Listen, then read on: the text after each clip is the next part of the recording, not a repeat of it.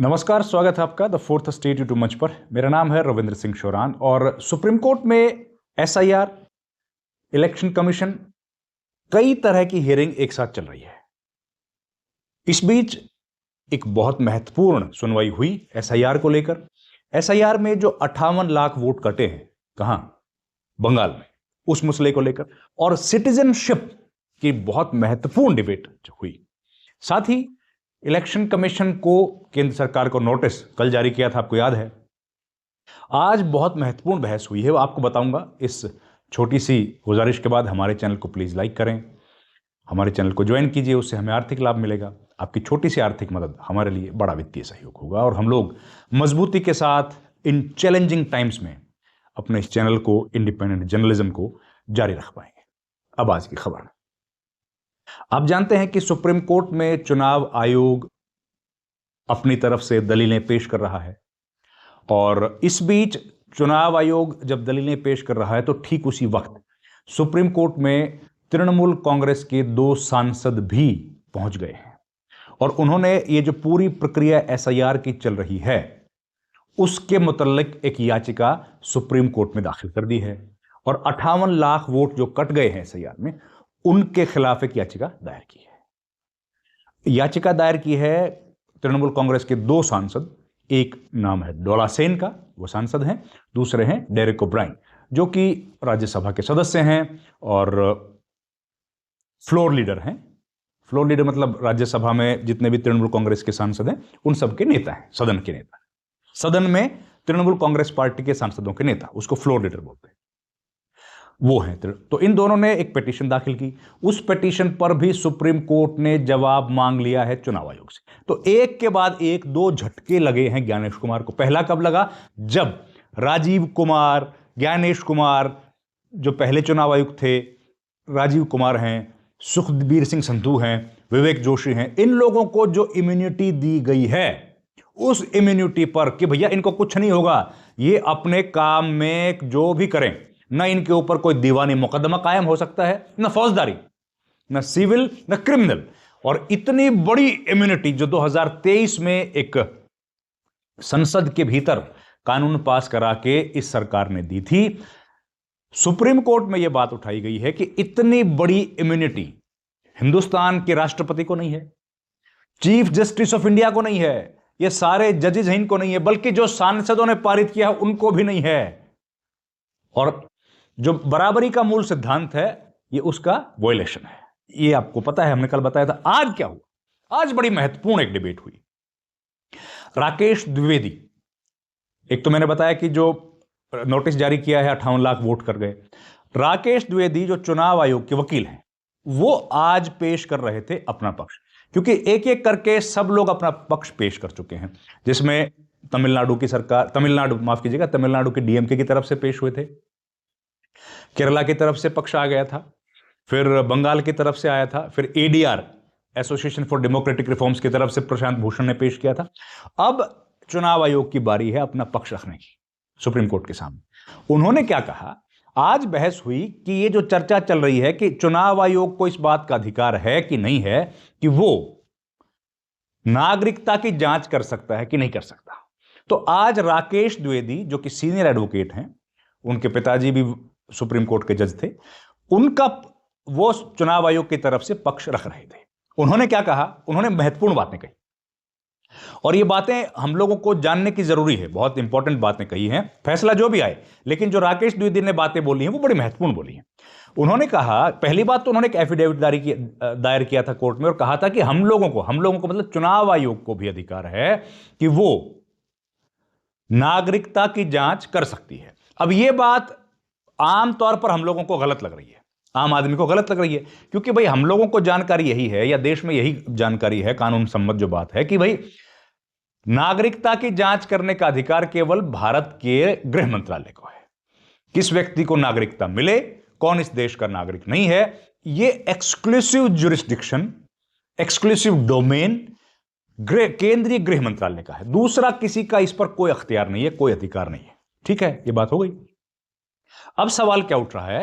राकेश द्विवेदी ने पहले तो एफिडेविट फाइल किया और उन्होंने कहा कि ये हम लोग भी तय कर सकते हैं, मतलब इलेक्शन कमीशन भी कर सकता है। तो उससे एक नया पेंडोराज बॉक्स खुल गया, नई किस्म की बहस शुरू हो गई। आज राकेश द्विवेदी ने क्या कहा, उन्होंने कुछ बातें महत्वपूर्ण उठाई। उन्होंने कहा कि जो आर्टिकल 5, 6 और 7 भारत के संविधान का है, या सिटीजनशिप के बारे में जो बात कर रहे हैं, उन्होंने कॉन्स्टिट्यूएंट असेंबली की डिबेट्स का जिक्र किया, उनका हवाला दिया। उन्होंने कहा कि आर्टिकल 5, 6 और 7 में जिन बातों का जिक्र किया गया है, ये वो बातें हैं जो हमारे सिद्धांत की परख करती हैं, यानी कि हम लोग जो बात कह रहे हैं उसको सपोर्ट करती हैं।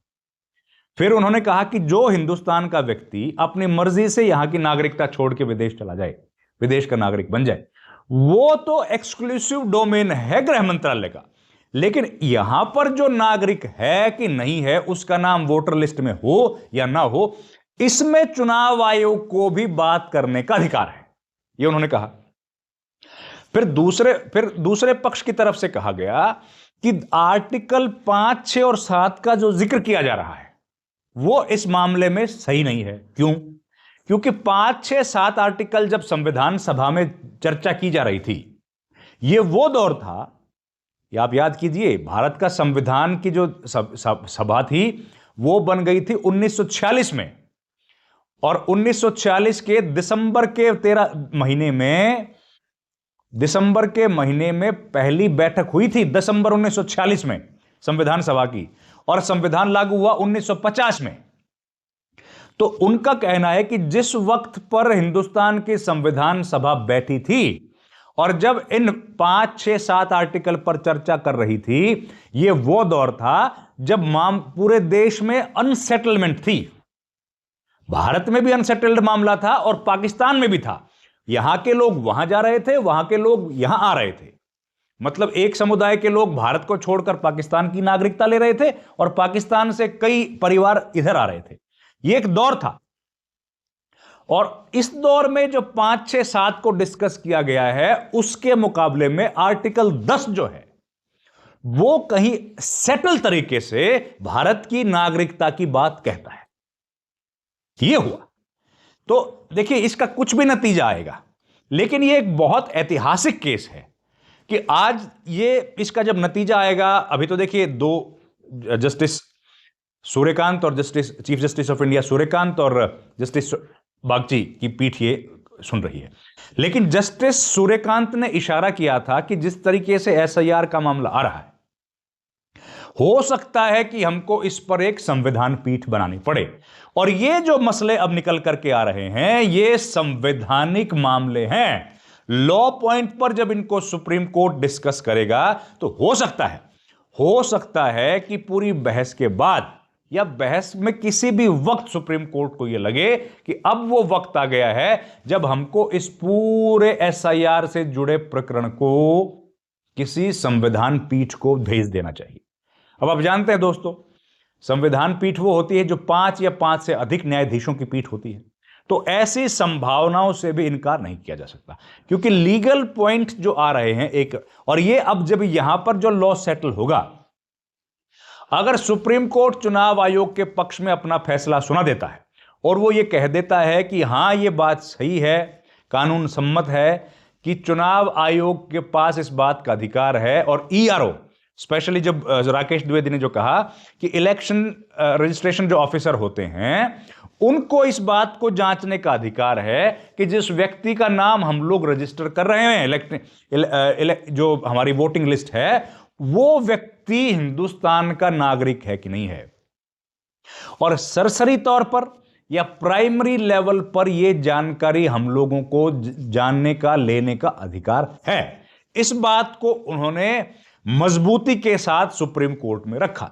तो ये जो केस चल रहा है, ये लॉ के स्टूडेंट्स के लिए, जो कानून के विद्यार्थी हैं, लॉयर हैं, प्रोफेसर्स हैं, या हम जैसे जो पत्रकार हैं, उनके लिए बड़ा महत्वपूर्ण केस है, क्योंकि आने वाले वक्त में इन केसेस के बारे में चर्चा होगी और ये एक नजीर बनेगा कि भैया ये क्या एक्सक्लूसिव जुरिस्डिक्शन, एक्सक्लूसिव डोमेन है मिनिस्ट्री ऑफ होम अफेयर्स का, या चुनाव आयोग भी जांच कर सकता है नागरिकता की। जो सवाल पहले दिन से खड़ा हो रहा है वो इस चुनाव के से जुड़ी याचिका में सेटल होगा। तो इस वीडियो में इतना ही, और ये इंटरेस्टिंग मामला है, ये जैसे जैसे खबरें आएंगी आपको मैं बताता चला जाऊंगा। बहुत बहुत धन्यवाद आपका, थैंक यू वेरी मच दोस्तों।